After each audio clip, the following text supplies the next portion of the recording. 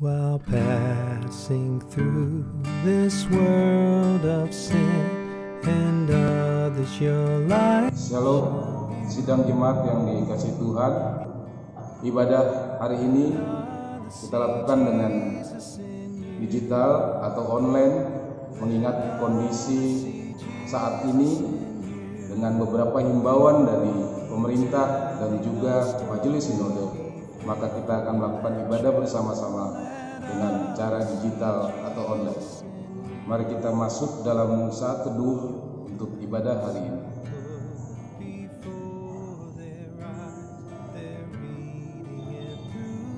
Saat teduh selesai. Mari sidang jemaat kita bersama-sama membaca warta jemaat.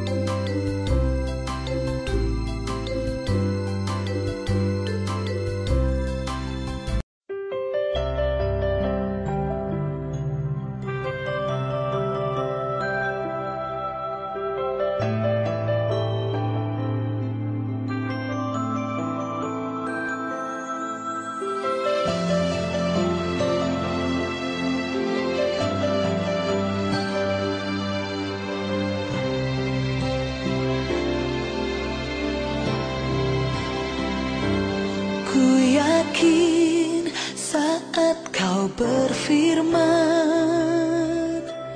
ku menang saat kau bertindak. Hidupku hanya ditentukan oleh perkataanmu. Ku aman karena kau menjaga, ku kuat karena kau menopang. Hidupku hanya ditentukan oleh kuasa-Mu. Bagi Tuhan tak ada yang mustahil, bagi Tuhan tak ada yang tak mungkin. Mujizatnya disediakan bagiku, ku diangkat dan dipulihkannya. Jemaat yang dikasihi Tuhan, kita memasuki litani Prapaskah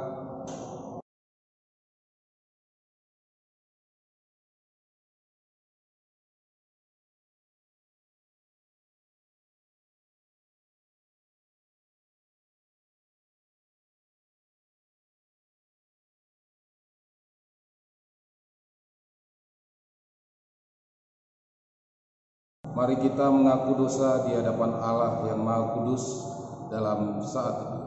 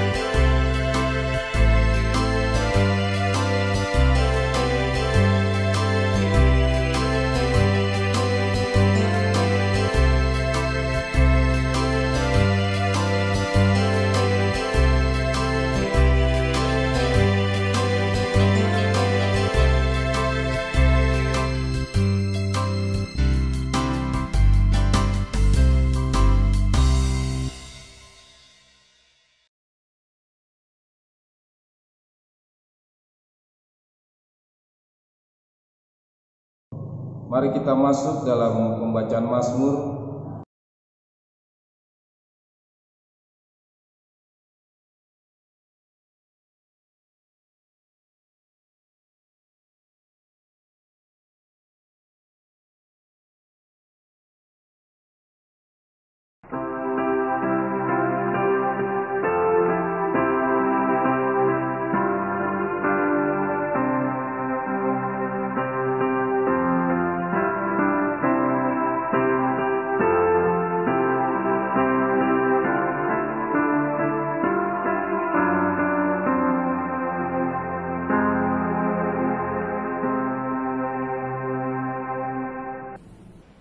Selamat pagi saudara-saudara yang Allah kasihi, mari kita berdoa sebelum membaca dan merenungkan firman Tuhan. Ya Allah, di dalam Kristus Yesus, pagi ini di tengah-tengah situasi yang tidak menentu menurut kami, namun dalam iman kepadamu, kami percaya Engkau hadir melalui pemberitaan firman-Mu yang kudus. Roh Kudus menolong kami, tuntun kami, agar kami dapat memahami firman-Mu, dan juga karena tuntunan Roh Kudus juga kami dapat menjadi pelaku firman-Mu yang setia. Di dalam Kristus Yesus firman Allah yang hidup, kami berdoa kepada Bapa di surga. Amin. Pembacaan kita pada pagi ini, Minggu Prapaskah yang kelima, sebagaimana yang tertulis dalam kitab Yesaya pasal 37 ayat 1 hingga yang ke-14. Lalu kekuasaan Tuhan meliputi aku, dan Ia membawa aku keluar dengan perantaraan Roh-Nya dan menempatkan aku di tengah-tengah lembah. Dan lembah ini penuh dengan tulang-tulang. Ia membawa aku melihat tulang-tulang itu berkeliling-keliling, dan sungguh amat banyak bertaburan di lembah itu. Lihat, tulang-tulang itu amat kering. Lalu Ia berfirman kepadaku, "Hai anak manusia, dapatkah tulang-tulang ini dihidupkan kembali?" Aku menjawab, "Ya Tuhan Allah, Engkaulah yang mengetahui." Lalu firman-Nya kepadaku, "Bernubuatlah mengenai tulang-tulang ini dan katakanlah kepadanya, hai tulang-tulang yang kering, dengarlah firman Tuhan. Beginilah firman Tuhan Allah kepada tulang-tulang ini. Aku memberi nafas hidup di dalammu supaya kamu hidup kembali. Aku akan memberi urat-urat padamu dan menumbuhkan daging padamu. Aku akan menutupi kamu dengan kulit dan memberikan kamu nafas hidup, supaya kamu hidup kembali, dan kamu akan mengetahui bahwa Akulah Tuhan." Lalu aku bernubuat seperti diperintahkan kepadaku, dan segera sesudah aku bernubuat kedengaranlah suara. Sungguh suatu suara berderak-derak, dan tulang-tulang itu bertemu satu sama lain. Sedang aku mengamat-ngamati, lihat, urat-urat ada dan daging tumbuh padanya. Kemudian kulit menutupinya, tetapi mereka belum bernafas. Maka firman-Nya kepadaku, "Bernubuatlah kepada nafas hidup itu. Bernubuatlah, hai anak manusia, dan katakanlah kepada nafas hidup itu. Beginilah firman Tuhan Allah. Hai nafas hidup, datanglah dari keempat penjuru angin, dan berhembuslah ke dalam orang-orang yang terbunuh ini, supaya mereka hidup kembali." Lalu aku bernubuat seperti yang diperintahkannya kepadaku, dan nafas hidup itu masuk di dalam mereka, sehingga mereka hidup kembali. Mereka menjejakkan kakinya suatu tentara yang sangat besar. Firman-Nya kepadaku, "Hai anak manusia, tulang-tulang ini adalah seluruh kaum Israel. Sungguh, mereka sendiri mengatakan, tulang-tulang kami sudah menjadi kering, dan pengharapan kami sudah lenyap, kami sudah hilang. Oleh sebab itu, bernubuatlah dan katakan kepada mereka, beginilah firman Tuhan Allah. Sungguh, aku membuka kubur-kuburmu dan membangkitkan kamu, hai umatku, dari dalamnya, dan aku akan membawa kamu ke tanah Israel. Dan kamu akan mengetahui bahwa Akulah Tuhan. Pada saat aku membuka kubur-kuburmu dan membangkitkan kamu, hai umatku, dari dalamnya. Aku akan memberikan Roh-Ku ke dalammu, sehingga kamu hidup kembali. Dan aku akan membiarkan kamu tinggal di dalammu, dan kamu akan mengetahui bahwa Aku Tuhan yang mengatakannya dan membuatnya. Demikianlah firman Tuhan. Berbahagialah setiap orang yang mendengarkan firman Tuhan dan memelihara dalam hidupnya. Hosiana. Saudaraku, Yesaya diutus Allah untuk menyampaikan nubuatan yang benar-benar mengerikan. Dan itu berbicara tentang penghakiman Allah atas umat Israel dan juga bangsa-bangsa lain. Saat itu Allah memang benar-benar marah kepada umat Israel karena penyelewengan yang sudah dilakukan oleh umatnya. Allah juga kecewa ketika umatnya lebih memilih dan mengandalkan kekuatan raja-raja dan bangsa-bangsa lain, sehingga mereka melupakan Allah. Hakiman itu terjadi karena umat benar-benar melupakan Tuhan. Tuhan yang sudah memelihara mereka, Tuhan yang sudah menyelamatkan mereka. Bait suci sebagai simbol kehadiran Allah dirusak oleh umat.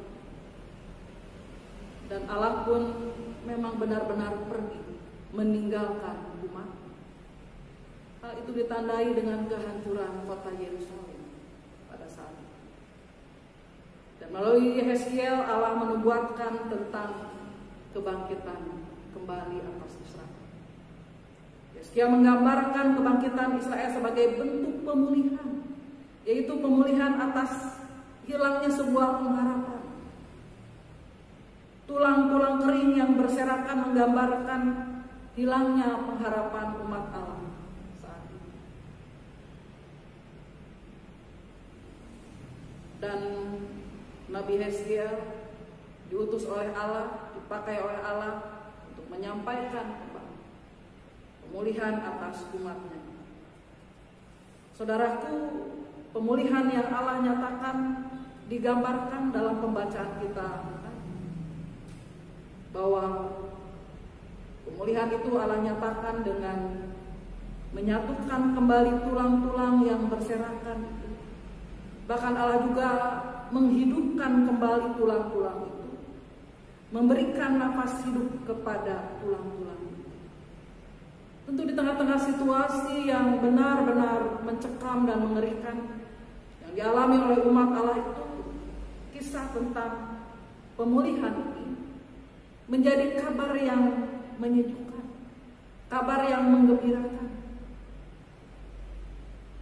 Dan saudara, firman Allah ini juga merupakan janji pemulihan Dia untuk kita, untuk semua umat manusia yang hidup saat ini, ketika kita semua benar-benar berkumpul bersama semua penduduk dunia ini, mengalami pergumulan ketika pandemi COVID-19 benar-benar melumpuhkan kehidupan umat manusia. Ancaman COVID-19 membuat kita sebagai manusia seolah-olah tidak memiliki daya. Mungkin kita juga berpikir, apakah Allah benar-benar akan memulihkan kita? Kapan Allah akan memulihkan situasi dan kondisi ini yang tidak pernah kita prediksikan sebelumnya?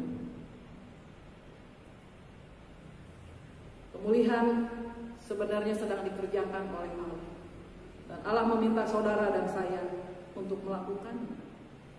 Ketika kita mau mengupayakan pemulihan itu, boleh kita wujudkan ketika kita memulihkan relasi dengan orang lain dan bersama kita. Jadi pemulihan yang Allah janjikan itu menjadi tugas kita orang percaya, menjadi tugas umat Allah yang sudah mengalami keselamatan dari dosa oleh pengorbanan Tuhan Yesus Kristus. Saudaraku, lalu apa yang bisa kita lakukan dalam proses pemulihan itu? Tentu sebuah tawaran yang boleh kita sama-sama lakukan, kita tunjukkan tidak lain, kalau saja dalam diri kita senantiasa hidup dilandasi dengan pengucapan syukur. Saya rasa ini adalah tawaran yang pertama yang bisa kita sama-sama lakukan. Dalam sikap pengucapan syukur kepada Allah, kita akan terus memiliki iman dan kepercayaan akan kebaikan yang sudah Allah nyatakan selama ini. Kita akan terus percaya kepada kasih sayang Allah dan kesetiaan Allah yang terus-menerus kita rasakan dalam perjalanan hidup kita hingga saat ini. Dalam sikap pengucapan syukur kepada Allah akan membuat kita jauh dari sikap serakah.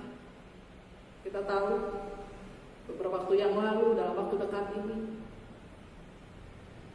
ketika manusia, orang-orang di sekitar kita dilanda oleh kepanikan yang sangat, apa yang dilakukan oleh kebanyakan orang? Mereka berbondong-bondong ke swalayan, memborong segala barang, berbondong-bondong mungkin ke minimarket, membeli segala kebutuhan, membeli apapun yang mungkin bisa membuat dia tetap survive. Saudara, hanya dengan hati yang bersyukur kepada Allah, pasti kita akan dijauhkan dari rasa khawatir, karena kita percaya Tuhan selalu beserta kita. Tuhan akan tetap setia kepada kita. Itu yang pertama. Yang kedua, yang bisa kita sama-sama renungkan, kita perlu memiliki hati yang cukup. Dan baiklah kita akan memiliki rasa hati yang cukup kalau seandainya kita tetap mengimani bahwa kita memiliki Tuhan.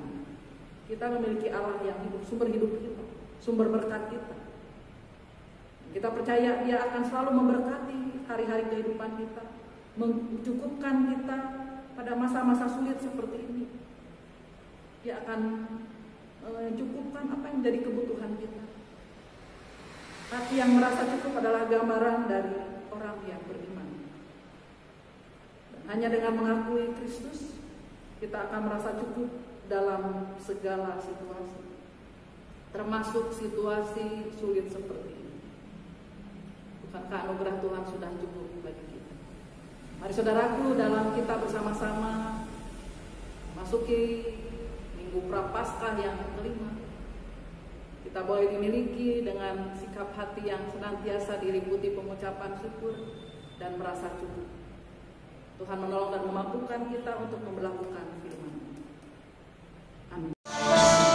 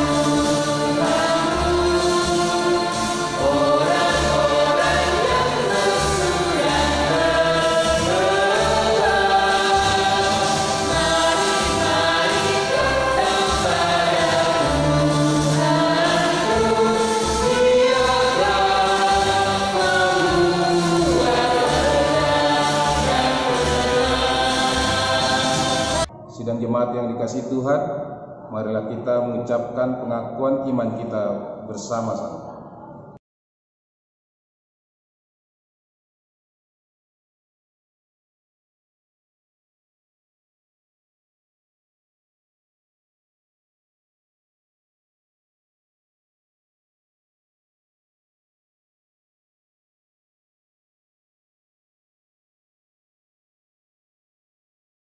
Jemaat yang dikasihi Tuhan, sebagai ungkapan syukur kita, marilah kita memberi persembahan syukur kita.